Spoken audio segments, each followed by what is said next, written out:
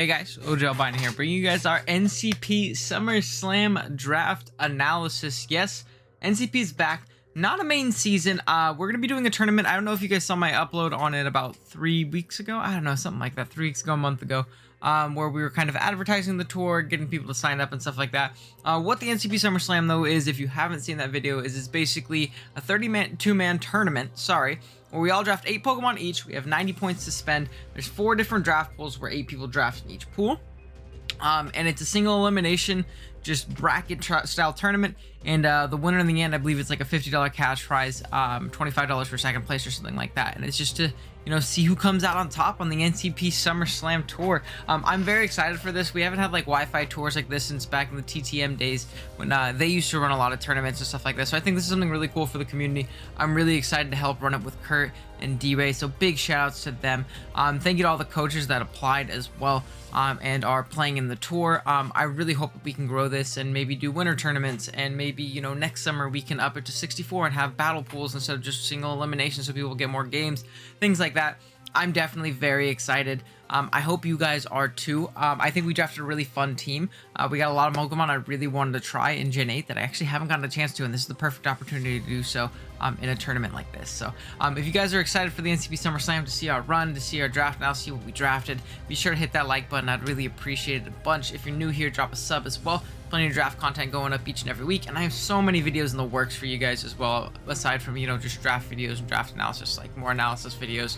I actually have like a Nuzlocking video that I actually have in the wayside, getting ready to get edited and stuff like that, so plenty of fun stuff here on the channel. But yeah, that being said, let's jump into it. Like I said, 8 Pokemon, 90 points. I believe in the draft, we were in our draft pool, which was pool 4, we had Just Lucas, Platinum Howler, Jay Ricky, Kelly Under the Radar, our boy Just Kurt, me, Foxator, and Sally Mumble. So we were 6th pick out of 8, and again, when you go into a draft like this, I think the best thing you could do is grab the best Pokemon left on the board, and thankfully Garchomp was still sitting there at pick 6, and of course I'm going to grab Chomp. Now, unfortunately, as you guys probably assumed, the TBL did kind of die off. The league didn't end up continuing, kind of just fell off, unfortunately, where me and Kurt had Garchomp there, and we were absolutely loving it. It was legit killing the game. We were doing so well with Chomp, and I want to use it myself without Kurt's help, see what I can do with it. I've used Chomp before plenty of times. I've used Mega Chomp a couple of times as well. Very solid Pokemon. That base 102 speed tier is absolutely phenomenal. That Dragon ground typing is great. Getting access to Scale Shot this gen, so it can essentially double dance or get that Dragon Dance off with Swords Dance plus Scale Shot, and then Earthquaking through things, be a Fire Fang for the levitating steals, Poison Jab and Iron Head for fairies. It's a great rocker. Tank Chomp is awesome. Like Rocky Helmet, Rough Skin Chomp is absolutely great. Just Fat Chomp in general, getting up rocks very easily, throwing off Toxics, being a general nuisance. It could be a mixed wall breaker. This Pokemon is genuinely phenomenal, and I think if you're a creative builder and you know how to use it well, you'll have a great time. It's also a phenomenal choice Scarfer, which is something else to keep in mind. It gets access to Stone Edge for flying types. So much that this Pokemon can do, and I really think that we can hopefully use it well. Now, with Garchomp, though, it obviously has that very big 4 times ice weakness, like glaring 4 times ice weakness. It's weak to fairy types, and it does not appreciate fat water. So our next couple picks are going to kind of remedy that. And we're actually going to get an old favorite of mine, and a Pokemon, I don't know if the video's up yet. It shouldn't be up yet. It's coming up soon, though. A Pokemon we're doing a draft league study on, and that's going to be Tapu Coco. Yes, we got round 2 Coco and 8mon. I'm very excited for this. Coco Chomp is a tried and true offensive core. Very excited to use this myself. Coco rips through those fat waters that Chomp hates, and Chomp rips through, fat steels, things like that annoy Coco for sure. They both don't appreciate fat grasses, but I think they put enough pressure on themselves to where we can chip down those fat grasses for the other to prosper, especially Coco forcing them in, getting a big U-turn off, getting a Dazzling Gleam, really punishing those kinds of Pokemon really well. Now, Coco in Gen 7, if you didn't know, which I'll talk about in my draft league study video, plug, is probably the best Pokemon of the format. It took a big hit in Gen 8 due to a couple big nerfs, one of which being that the terrain dropped from 1.5 times boost on those electric type stab moves to 1.3, which definitely does suck, kind of cutting down on the power of Coco. No more Z moves and no hidden power, but this Pokemon's still absolutely phenomenal. Volt Switch and U-turn as an option. Thunderbolt and Dazzling Gleam is great stabs. We can go mixed or physical with Wild Charge and like Brave Bird and things like that. We get access to Roost for reliable recovery. It's a reliable defogger. It can screens as well, get up screens. It's a very fast dual screener, which is awesome. We can run a lot of, terrain-based strategies with, different items that proc, via the terrain, like Electric Seed and things like that, which is obviously very, very solid. We can Calm Mind, we can Iron Defense. We got access to stored power this generation, which makes cheesy like Iron Defense, Weakness Policy, Calm Mind, stored power sets very, very viable. So that's something else to keep in mind for sure. And like I said, great pivot mon, especially with the addition of heavy duty boots. This Pokemon loves the option of running boots because now it doesn't have to run Roost all the time, because it doesn't have to worry about getting chipped down by hazards. And if we're fast enough, we're U-turn and Revolt switching out and everything that can threaten us, and we're not taking those hits anymore, this Pokemon can be crazy. And with that speed tier, we can really EV it to be really, really bulky if we need to, despite its middling bulk itself. Can Calm Mind, Sweep, like I said. Absolutely love using Coco. It was one of my favorite mons in Gen 7, and it is for sure going to do as well in Gen 8. I know that for a fact. I used it in one Gen 8 league, but I didn't upload it. But it was a showdown league. But I'm excited to use it on Wi-Fi. I have not gotten the chance to do so yet. So this is a Pokemon I'm probably most excited for. I'm very excited to see Coco. Next up, we end up grabbing Heatrin, kind of patching up that other weakness of Garchomp, having that 4x Ice weakness, having the weakness of Fairy types. Heatrin covers both of those very, very easily. This Pokemon is another mon that I haven't used on Wi-Fi, but it's a Pokemon I love using. I'm very comfortable with using. I think it's absolutely phenomenal. I loved it in Gen 8 when, in Gen 7 when there was hidden power still around it. Had to worry about hidden power grounds coming at it. Now I don't gotta, which is absolutely amazing. I really, really do love Heatrin. Like I said, great Ice Resist, great Fairy Resist. Punishes both of those Pokemon. Fire plus Steel is great offensive coverage. We can get up rocks very easily as well, so it takes pressure off Chomp being a rocker. Taunt's an awesome option with Magma Storm. It gets access to Body Press too, so like Iron Defense Body Press sets can definitely be very, very solid as well. It gets access to Eruption, plus now not being locked into Quiet Nature with said Eruption, so we can run Choice Scarf Eruption, Specs Eruption sets, and really rip through. Or even just Life Orb Heatran, man. This Pokemon is very, very difficult for teams to switch into with the combinations of its stabs, plus like Earth Power and things like that. And we have the action of going with Nature Power. If you don't know, Nature Power turns, the move Nature Power turns into a different move depending on what terrain you're in. So if I'm in grassy terrain, it turns into, It turns into Energy Ball. If I'm in misty terrain, it turns into Moonblast. If I'm in, If I'm in electric terrain, though, it turns into Thunderbolt, which is a great way to punish fat waters that want to come in on Heatran, thinking that they could take them on very well. Obviously, Coco rips through those fat waters for Heatran, so it's another great pairing in that sense. And another thing that Heatran does that Coco and Chomp really appreciate is ripping through those fat grasses that, Coco and Chomp don't necessarily do so very easily. So while we did spend a lot of points in these first 3 picks, I think they're very much so worth it. I think they pair together phenomenally, and I'm really excited to use them together. I think we can really string together some crazy stuff with these 3 as our main kind of like offensive, and honestly can work as a defensive core as well. They're great, natural bulk and option to go pretty fat opposed to just offensive. Next up, we kind of add to that fatness of the team and grabbing Slowking. This gives us another Ice Resist, which is really, really solid. It gives us a great pivot with Teleport. Really solid mon overall. I absolutely love Slowking. The Slow Twins in general are some of my favorite Pokemon to use in draft. We can throw off big future sights and teleport around.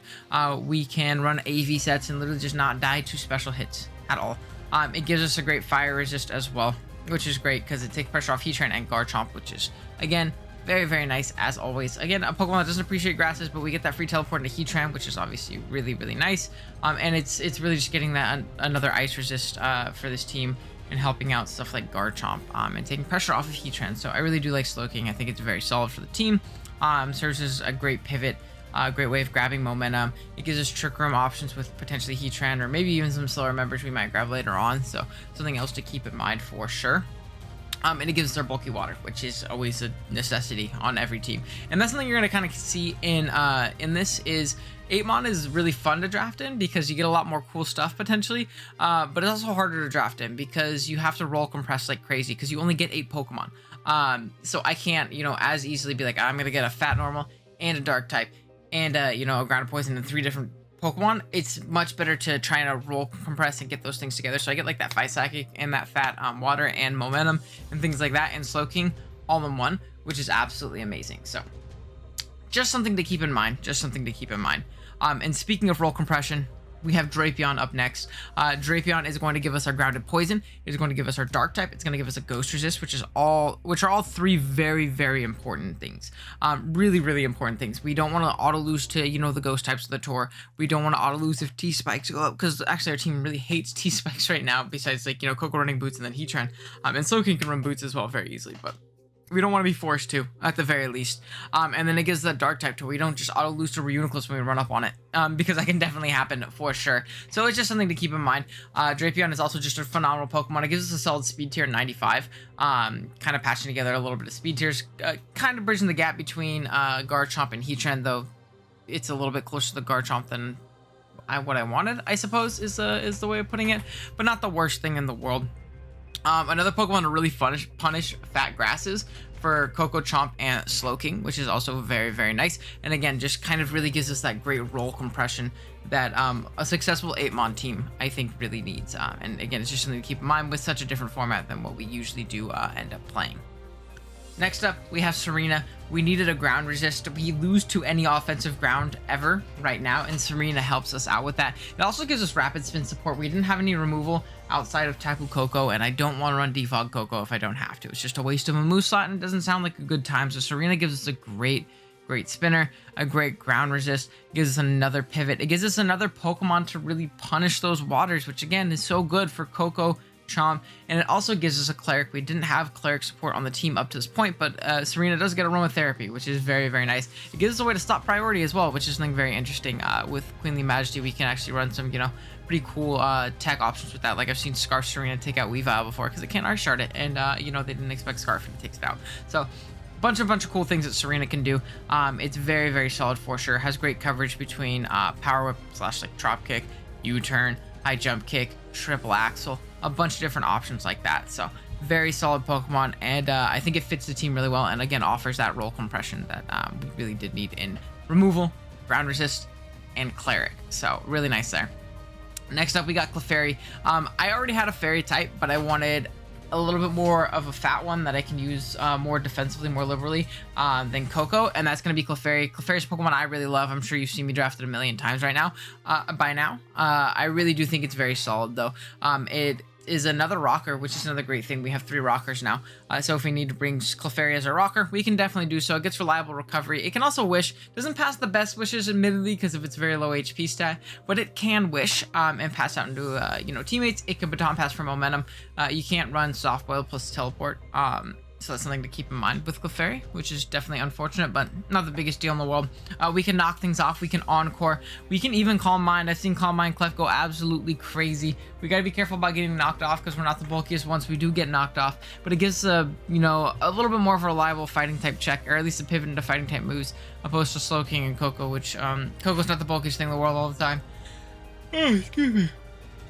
And Slowking isn't the bulkiest thing on the Fizz Death side, so that definitely helps out for sure. It's you know, not as passive as you think when you can Encore things into different moves and be a general nuisance. We can also Healing Wish as well, which is a very, very valuable tool for a team that has stuff like Coco and Garchomp and Heatran and things like that, which is again absolutely amazing. So while it does look a little odd grabbing another fairy, I thought that Clefairy was definitely worth it for the 3 points. And then we have 5 points left, but I actually ended up grabbing a 4-pointer, and it was Swoobat. I wanted something that kind of bridged that speed tier gap between Coco and Chomp. And admittedly, this isn't the best thing in the world because, one, it might not be respected too often, but and I obviously already have a psychic type, but Swoobat does help out to a certain extent, and it can run some cheesy stuff with some Electric Seed shenanigans with Simple, getting +2 instead of +1 defense, then Calm Minding, throwing off big stored powers. In 8-mon, sometimes teams have big holes that they can't fill. There are a lot of teams that might not have a dark type. They might not have something that can sufficiently break through Swoobat when it gets up to +2 defense, and Swoobat's definitely a mon that can cheese and be a lot more annoying in an 8-mon setting than it would typically in an 11-mon setting where people have more options and more toys to play with and things like that. So I really do think that Swoobat can actually be very solid in that sense, and again, it gives us a little bit of a speed tier bridge between those Pokemon at the very least. But yeah, that's basically going to be our draft. I think it's really cool. I like it a lot, in all honesty. I'm very excited. I believe we play Obo round 1, his return to Wi-Fi, so that'll be a lot of fun to kind of be his first game back. I hope we win. I know it's a very tough matchup.